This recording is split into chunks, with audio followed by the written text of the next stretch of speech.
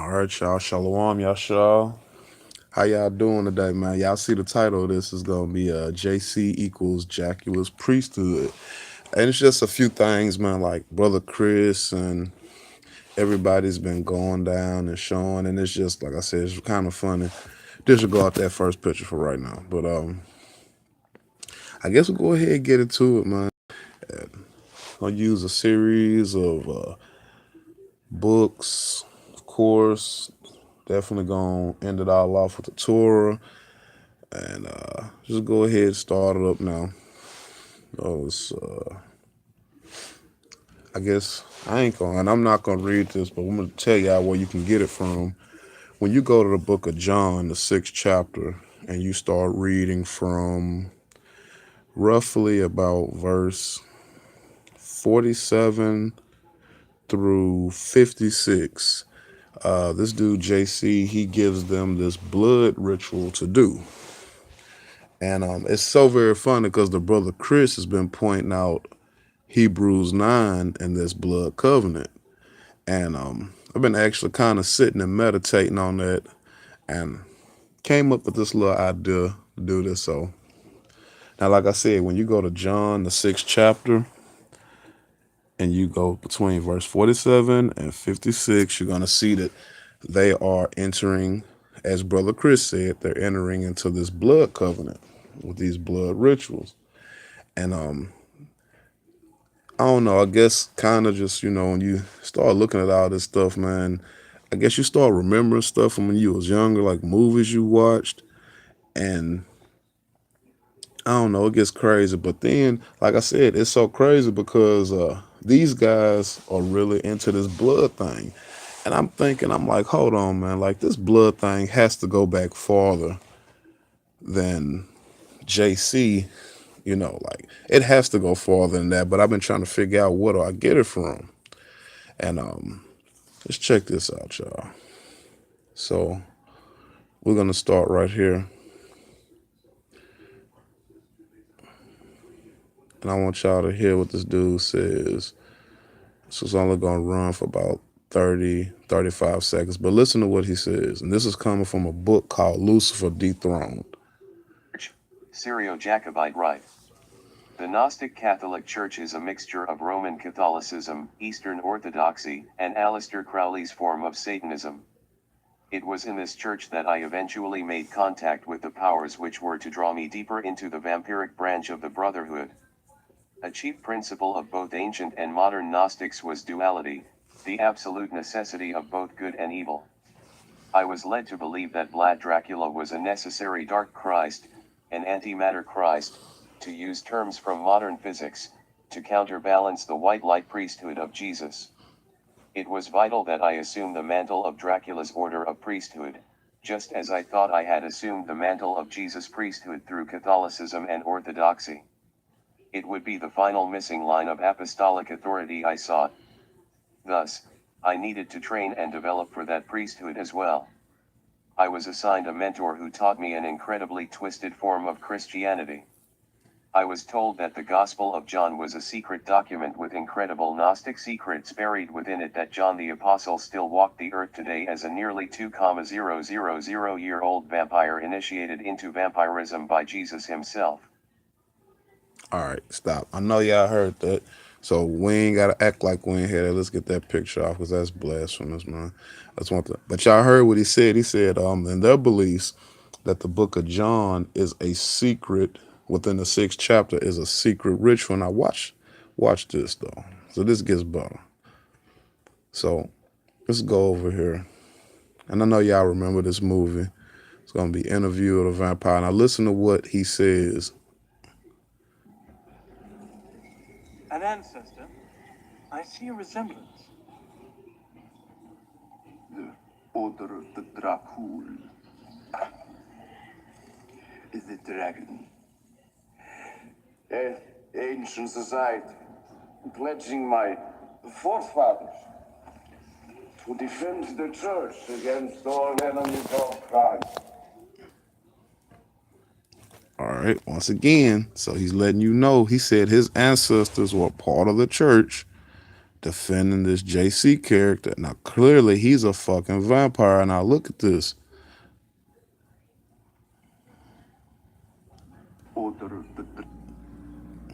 Peep his shirt. You look at his shirt, you see it's the Edom eagle, but it's got the dragon's body. And that's what's on his shirt.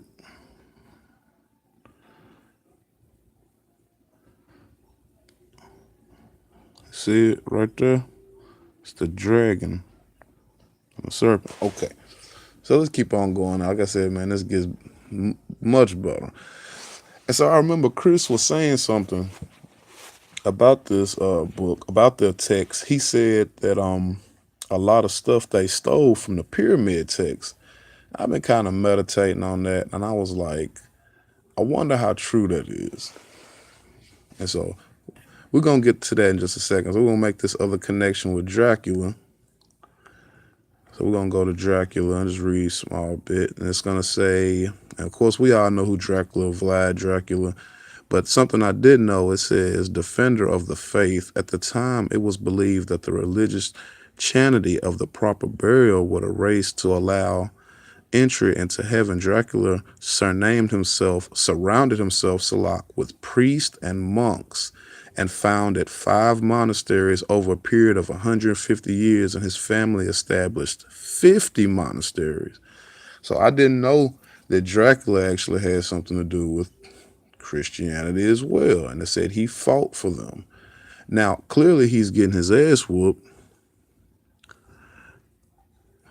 because it says that he has to retreat up into mountains, and that's where he starts impaling people.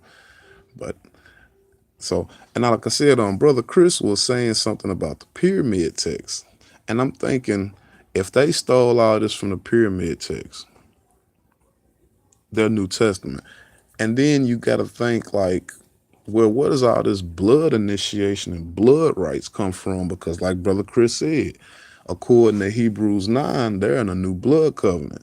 And you can see the initiation for this blood covenant starts in John the 6th chapter. And like I said, it's the pyramids. It's the pyramid text, right? So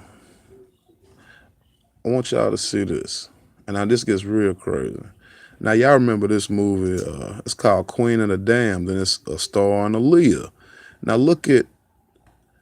and remember this movie is about vampires, right? Now look what it says it goes back to. Egypt. You see that? You see Anubis. Trying not to get too much of the blood drinking. I really don't want Kat to see all that. But you see Anubis. That's Anubis, the jackal-headed dog from Egypt that feasts on the dead. So think about it. Why they associating this Egypt with vampirism? And so let's go ahead. And like I was thinking about the stuff, like I said, Brother Chris said, and then I got to thinking about, now remember in John the 6th chapter, it's talking about not only drinking the blood, but eating flesh. So I looked up this cannibal hymn, Pharaoh Unis, 2378 BC to 2348 BC. Let's go ahead and just read the cannibal hymn. And it says, for Pharaoh is the great power, and disregard this, we're just reading it to hear it.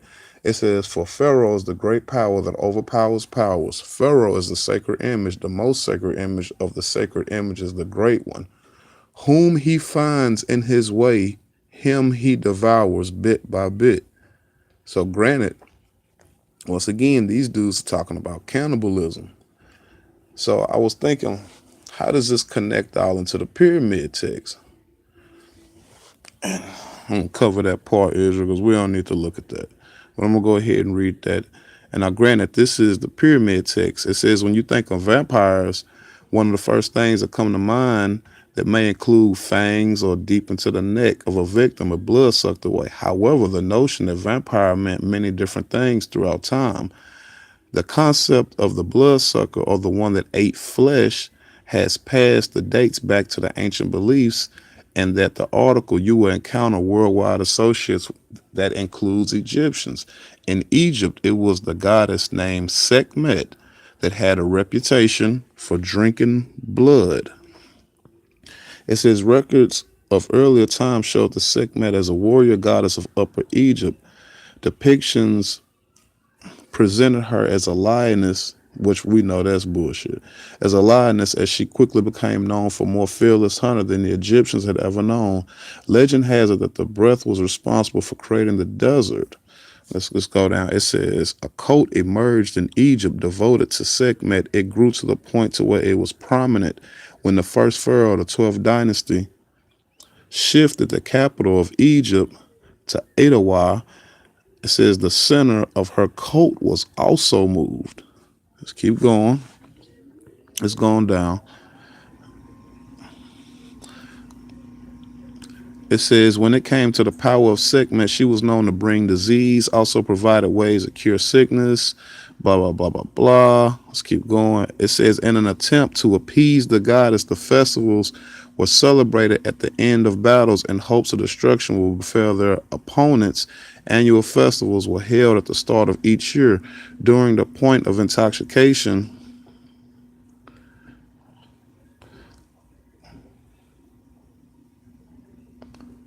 I'm sorry. Okay, here it go. It says cult emerged was moved during the ancient Egyptian days. Religion, governing powers of the royal bloodlines were all linked in some way over 3,000 years.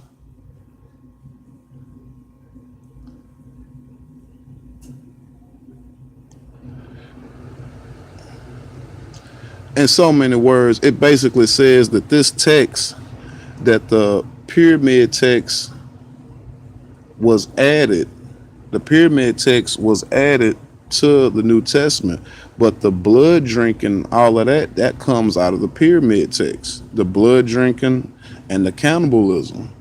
So they're basically over, because at this point they cannot. At this point, man, they just cannot deny their whole association with this cannibalism and blood and all of this. And then it's odd that it's just odd. One second, baby. Go ahead. 1 second. It's just odd because it's like they'll try to hurry up and pin all of that on us, but really that's not us, it's them.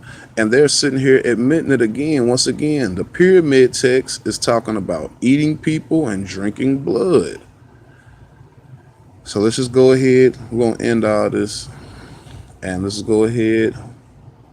And we're going to see how it feels about this. So let's go on grab Torah.